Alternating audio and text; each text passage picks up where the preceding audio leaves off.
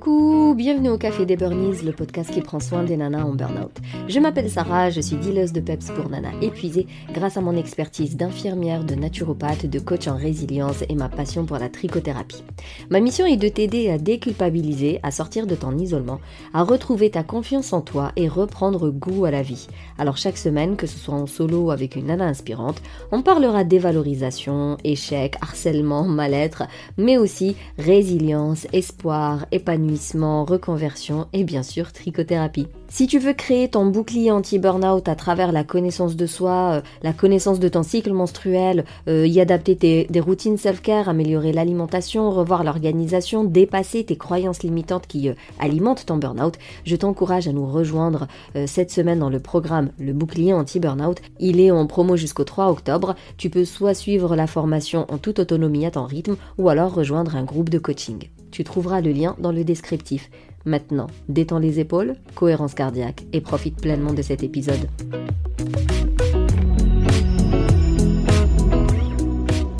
Alors comme tu le sais, le burn-out est un épuisement physique, émotionnel et cognitif. Je pense que... alors sauf si tu commences par cet épisode, mais voilà, si tu m'écoutes depuis un moment, tu sais aujourd'hui que ce n'est pas qu'une question de fatigue, c'est aussi beaucoup de troubles de l'humeur, d'irritabilité, de saut d'humeur, de pleurs, de craquage émotionnel, et c'est aussi des troubles cognitifs, à savoir perte de mémoire, perte de concentration, vraiment le raisonnement difficile. Le burn-out, ce n'est pas qu'une question de surcharge ou de harcèlement au boulot, mais il peut être parental, on peut aussi parler de burn-out maternel, on parle aussi du burn-out étudiant, du burn-out familial. Après on sait que on peut passer par les 3 phases du burn-out, même si tout a démarré par de l'ennui au boulot ou une perte de sens lorsqu'on a un métier qui ne correspond pas à nos valeurs, à notre personne.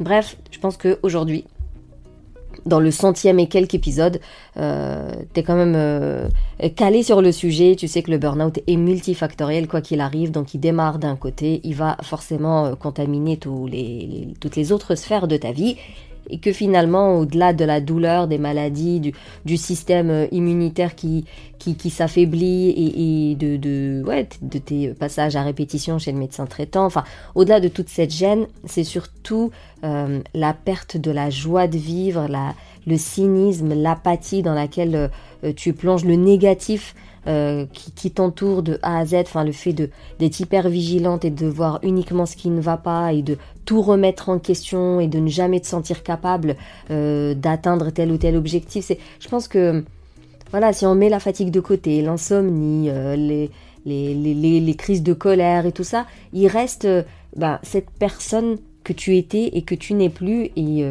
malheureusement, enfin je veux dire, t'as pas évolué dans le bon sens, quoi. C'est le fait de se dire, punaise, mais avant j'avais une vie sociale, je faisais des choses, j'étais plutôt satisfaite de ma vie. Aujourd'hui j'ai pas confiance en moi, je ne crois plus en moi, je crois plus aux gens qui m'entourent. C'est tout ce temps qui passe, toutes ces belles choses qui passent comme ça sous ton nez, tu n'arrives pas à en profiter, tu vois tes enfants grandir pour celles qui en ont, t'assistes à des mariages, à des anniversaires, mais en fait t'es là sans être là. Donc moi j'ai l'impression que peut-être que je passe trop de temps à parler des signes du burn-out et d'insister sur la fatigue et sur la désorganisation, le manque d'efficacité, mais en réalité le truc qu'on aura beaucoup de mal à rattraper au final, c'est ce temps qui passe. C'est tout ce temps qui passe où on fait pas grand chose, où on fait les mauvaises choses, où on fait pas les actions pertinentes, on met pas en place exactement ce qu'il faut, on n'a pas l'aide dont on a besoin, ou on demande pas de l'aide, et le temps passe en fait. Voilà, c'est que le temps finalement c'est le seul truc qu'on peut ni emmagasiner, ni stocker, ni économiser, ni acheter, ni vendre. C'est un truc, quand ça passe quoi. Il y a une année qui vient de passer, c'est tout, t'as raté une année. Alors oui, une année dans une vie, c'est pas gravissime, mais tout dépend quoi. Si c'était les premières années de tes enfants, franchement, t'as pas envie de les rater. Si c'était une année cruciale au boulot qui t'aurait permis de monter les échelons et tout ça, et si tu l'as raté, elle va peut-être pas se reproduire tout de suite. Donc c'est vrai que on peut toujours relativiser, mais il n'empêche que le temps passe, et plus on laisse ce stress s'installer, plus on le laisse, plus il devient chronique, et plus il va faire des dégâts, et plus il fait des dégâts, plus c'est difficile de se reconstruire. Alors c'est jamais impossible, Je dirais jamais à une nana que c'est foutu, on peut plus rien faire pour toi. Donc même si des fois on peut arriver jusqu'à la dépression sévère et tout ça, bon, il y a quand même toujours moyen de remonter la pente, mais forcément ça va être plus douloureux que ce soit en termes de travail d'introspection, en termes de recadrage, voilà, c'est-à-dire le mindset, ça va être beaucoup plus difficile de le bosser, mettre en place des actions va être beaucoup plus difficile parce que forcément ta fatigue, elle est telle que tu es incapable de faire quoi que ce soit, tes batteries, elles sont tellement vides que t'as envie de rien du tout, et quand on a envie de rien du tout, bah, c'est très difficile de mettre en place des routines self-care, donc plus on met du temps à se mettre en route et à mettre en place un vrai plan d'action qui est là pour te permettre de reprendre ta vie en main et d'aller de l'avant. Plus tu mets du temps à mettre en place des actions pertinentes et plus tu auras du mal à mettre en place des actions pertinentes. Je sais pas si je suis claire. En gros, beaucoup attendent d'être motivés. Beaucoup vont attendre les vacances, vont attendre que les enfants reprennent l'école, vont attendre d'être en arrêt maladie. Beaucoup vont attendre de reprendre de l'énergie, d'être plus motivés, mais en réalité, la motivation, elle va pas te tomber dessus. C'est-à-dire que j'attends d'être motivée pour enfin me mettre dans un programme ou aller voir une psychologue ou demander de l'aide à mon entourage. Sauf que tant que je ne fais rien, bah, je risque pas d'être motivée. Du coup, je ne vais jamais faire appel à un professionnel ou à un membre de la famille pour m'aider. Alors que si je me dis, non mais c'est parce que je ne vais pas bien en fait. C'est parce qu'aujourd'hui je suis extrêmement fatiguée. C'est parce qu'aujourd'hui je ne suis pas du tout motivée. J'ai envie de rien. Je ne vois pas le bout du tunnel. Je vois pas du tout par où commencer. C'est parce que je suis dans le flou que j'ai besoin d'une aide professionnelle et familiale. C'est vraiment, on a besoin des deux. La famille, elle va apporter, ou les amis, les collègues, qu'importe, en tout cas l'entourage, va apporter un soutien... alors pas inconditionnel, mais voilà, un soutien plutôt dans le réconfort, l'écoute, peut-être les tâches du quotidien. Le professionnel, lui, il va plutôt apporter des solutions concrètes, plus approfondies, plus poussées, avec un point de vue forcément expert et impartial. Donc c'est vraiment deux choses complètement différentes et on a besoin des deux. Donc voilà, une intro un peu longue comme d'habitude, mais je voulais vraiment insister sur... le fait qu'une fois encore on zappe en fait tout ce qui n'est pas palpable, tout ce qu'on touche pas, tout ce qu'on voit pas, et pourtant des fois c'est les choses les plus importantes au final. Donc voilà, vraiment là en ce moment le programme Bouclier Anti-Burnout il est en promo, alors jusqu'au 3 octobre, et tu peux soit le faire en mode formation en ligne, je te suivrai via les questionnaires, via la Safe Place, soit tu peux rejoindre le groupe de coaching. Au moins voilà, tu seras guidé étape par étape, tu sais que tu auras tous les outils, tous les exercices, il y aura même des vidéos de sophrologie en fonction des phases hormonales, de yoga en fonction de ce que tu vas améliorer, tu auras tout le programme d'alimentation anti-inflammatoire, mais aussi d'alimentation vraiment probiotique qui est ciblée encore une fois en fonction des phases hormonales. C'est voilà, pour le coup un vrai bouclier qui va te permettre de revoir toute ta manière d'être, ta manière de consommer et ton rapport avec les autres. Donc forcément on va parler des croyances limitantes, forcément on va parler du conformisme, des codes sociaux, et le but va être de dépasser tout ça. Sauf que pour le faire, eh bien, il faut de la connaissance de soi. Pour que tu puisses identifier tes croyances limitantes, il faut te connaître. Et ça, même Socrate le disait, connais-toi toi-même. C'est genre, commence par là et tout le reste te suivra. Parce que voilà, quand on se connaît, quand on écoute son corps, quand on décode les signaux qu'il nous envoie, forcément on ne peut que reconnaître nos propres limites, nos insuffisances, nos lacunes, et s'arrêter quand il faut s'arrêter, améliorer ce qu'il faut améliorer. Vraiment, beaucoup négligent cette phase-là parce qu'encore une fois, elle est relou, parce que le cerveau, il va mettre en place tout un système de résistance, parce qu'il n'a pas envie d'aller fouiller là où il n'a pas envie d'aller fouiller, et du coup, on va toujours dire j'ai pas le temps, ou c'est pas intéressant, ou c'est trop perché pour moi, c'est trop tendance, je sais pas, c'est du new age, ça sert à rien, et la majorité zappe toute cette partie introspection où on se pose des questions, on cherche à savoir quelle est la pensée qui a poussé l'émotion, quelle est la valeur qui a été bafouée, quel est le petit truc qui m'a énervé et pourquoi, et voilà, vraiment le fameux et pourquoi, parce que tout simplement c'est comme ça qu'on arrive à déceler la vraie problématique, le vrai souci, et c'est en corrigeant le souci qu'on améliore sa vie. Et pourtant, la plupart vont vouloir avoir des tips, des conseils pour améliorer le sommeil, pour mieux s'organiser, mais en réalité, tout est dans la tête. C'est la tête qu'il faut d'abord bosser.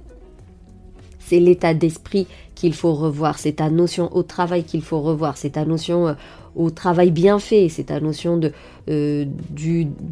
l'échec, de la peur de tel truc ou tel truc, de la perte.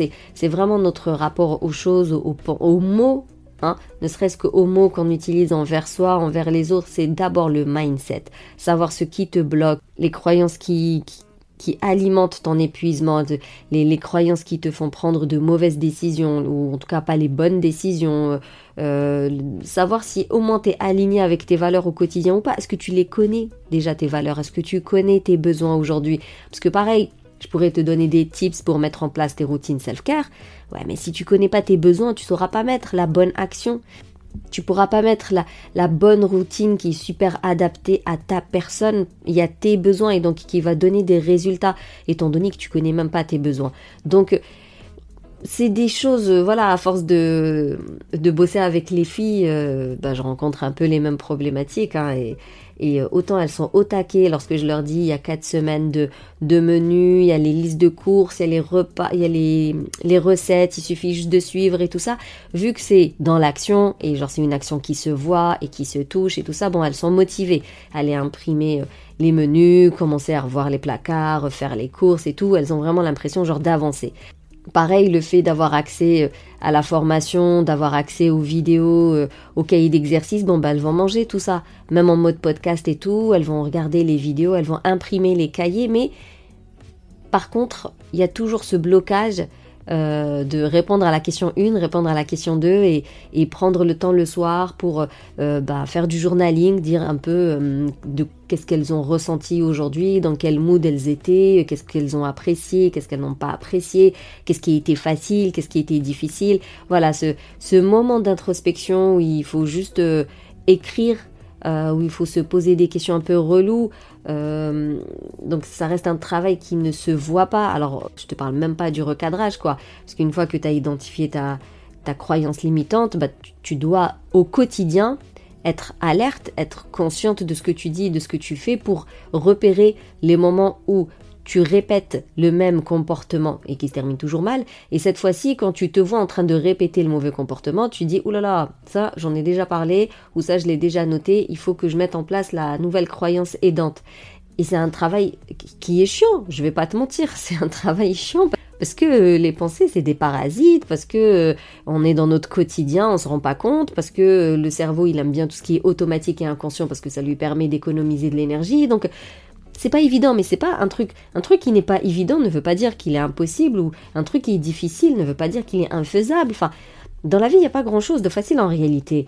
Mais nous sommes tellement dans une société où on doit voir le travail fourni et on doit te voir en action et genre il doit y avoir une finalité palpable à la fin, que quand on parle d'introspection, de connaissance de soi et d'observation du cycle menstruel, mais genre rien que ça, déconstruire toutes nos pensées autour du cycle menstruel pour enfin s'aimer inconditionnellement, s'aimer sans condition. C'est ça que ça veut dire, s'aimer complètement avec nos règles. Alors, voilà, je fais digression. Mais en gros, pour revenir à mon histoire, on est tellement dans une société de rendement et de chiffres et de quantité et compagnie, que le travail d'introspection, il est toujours négligé, alors qu'en réalité, c'est la base. C'est la base parce que si tu ne changes pas ta façon de te voir, ta façon de voir le monde, ta façon de voir ton quotidien, ta façon de voir tes responsabilités, ta place dans ta famille, dans ton boulot, si tu ne changes pas ces croyances les plus ancrées en toi, tu auras du mal à mettre en place les 1001 conseils que je vais te partager. Et donc, le travail d'introspection, moi j'aime bien le faire passer par le cycle menstruel parce que c'est une partie de nous qu'on a tendance à rejeter. Et ça aussi, ça vient pas de nulle part. C'est la société, encore une fois, qui nous fait croire que avoir ces règles, c'est trop nul, c'est trop chiant. Les règles ont un mauvais rôle, alors qu'en réalité, c'est ce qui nous permet de donner la vie. Donc je vois pas pourquoi c'est un mauvais rôle. Alors certes, pour certaines, c'est très douloureux et tout ça, et ça veut pas dire que c'est normal. Bien évidemment qu'il faut aller consulter autant de fois que que nécessaire que possible jusqu'à ce que tu trouves la solution à ton problème, mais il n'empêche que les 4 phases hormonales font partie de nous, et donc si tu rejettes toutes tes phases hormonales, ben tu rejettes une partie de toi. Maintenant, si tu rejettes une partie de toi, comment est-ce que tu pourrais t'aimer de manière inconditionnelle? Si tu ne t'aimes pas de manière inconditionnelle, comment est-ce que tu veux développer ton estime de soi, ta confiance en toi et compagnie? Donc, j'aime bien passer par le cycle menstruel parce que je me dis c'est un peu une pierre deux coups. D'une part, on va apprendre à mieux se connaître, on va se connecter à soi, on va rétablir la communication avec notre corps pour mieux comprendre les signaux qu'il nous envoie.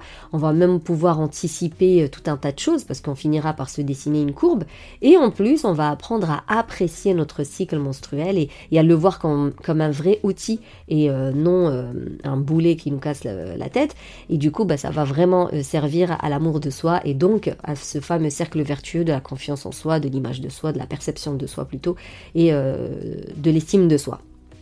Et en plus, je vais plus loin, c'est-à-dire que même les routines self-care, je vais pousser la personne à ce qu'elle les adapte à son cycle menstruel, parce que chaque phase a ses besoins, et donc, encore une fois, on revient à cette notion de est-ce que tu connais tes besoins, étant donné que tes routines doivent venir répondre à un besoin, sinon ça sert à rien du tout. On fait pas des routines juste pour les publier sur Instagram, on fait des routines pour venir répondre à un besoin. Et étant donné que les phases font que tes besoins diffèrent, alors forcément tes routines vont être différentes. Et c'est pareil pour l'alimentation.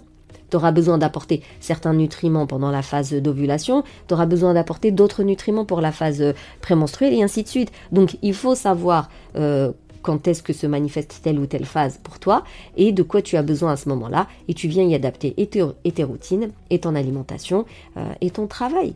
Pourquoi pas? Alors je sais, dans la limite du possible, dans la limite de ce que nous permet la vie, entre guillemets, et bien sûr qu'on ne pourra jamais adapter 100% de notre vie sur notre cycle menstruel, mais si on arrive à anticiper un maximum de choses, placer mon batching là où il faut, placer ma réflexion là où il faut, placer ne serait-ce que mon travail d'introspection là où je suis, j'ai la tête à ça, placer le sport à ce moment-là, placer mes réunions à ce moment-là, placer moi mes conférences par exemple à ce moment-là, ma création de contenu à ce moment-là, et chacune a son boulot, chacune sait ce qu'elle doit faire et il peut venir l'adapter comme elle peut, à la limite de ce qu'elle peut, à son cycle menstruel. Ça fait que tu vas réduire un maximum tout ce qui est stress un peu inutile, tu vas réduire pas mal de conflits, tu vas réduire ces moments où tu vas devoir fournir beaucoup d'efforts alors qu'en réalité toi tu peux pas, tu vas aussi éviter tous ces moments où toi tu carbures comme une folle alors que les autres ne suivent pas. C'est vraiment tant qu'on arrive à réduire un maximum les faux problèmes, c'est-à-dire les problèmes qu'on peut éviter, il te restera de l'énergie, il te restera du temps, il te restera de la force mentale, de la motivation pour ces moments où il va quand même falloir nager à contre-courant, à savoir j'ai mes règles mais je dois quand même animer une réunion. Si pendant les 3/4 du mois je suis grave alignée avec mon cycle et ça roule trop bien et que pendant une semaine je dois aller un petit peu à contre-courant, franchement c'est pas la même chose que lorsque tous les mois, tous les cycles, les uns après les autres, tu dois aller à contre-courant. Je veux dire, c'est un peu mathématique. Donc, je sais qu'on pourra jamais tout adapter à 100% à notre cycle menstruel, mais c'est toujours ce truc-là de 1, c'est mieux que 0. C'est-à-dire que j'adapte un maximum. Ça me permet d'économiser de l'énergie, du temps, de rentabiliser mon temps, d'être optimale, productive et de me libérer des pauses. Et donc, s'il y a un imprévu, je saurai m'en occuper parce que j'ai de l'énergie, de la motivation étant donné que je ne l'ai pas épuisé un peu n'importe comment, n'importe quand. Donc voilà pourquoi j'insiste vraiment sur le cycle menstruel, la connaissance de soi et venir y adapter un maximum de choses. Et c'est tout ce qu'on voit dans le programme bouclier anti-burnout. Bien évidemment, tu as tout un tas de ressources, d'exercices pour t'aider parce que le but c'est de te pré-mâcher le travail un maximum, qu'il te reste uniquement le travail que toi tu dois faire de ton côté toute seule, parce que là clairement personne ne peut le faire à ta place.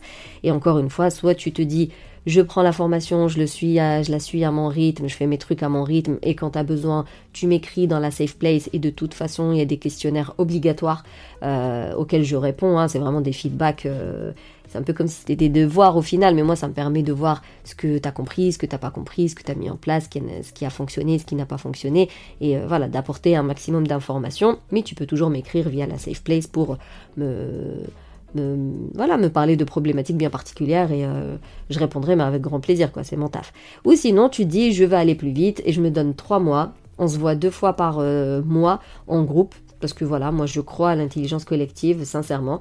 Comme je dis, je fais de l'individuel parce qu'on me l'a demandé, mais je vois la différence. Celles qui font que de l'individuel et celles qui font du collectif, je vois vraiment la différence. La vitesse à laquelle elles avancent n'est pas du tout la même parce que la dynamique de groupe, elle est particulière, elle apporte un gros plus que l'individuel n'a pas. Et du coup, je préfère vraiment les coachings de groupe.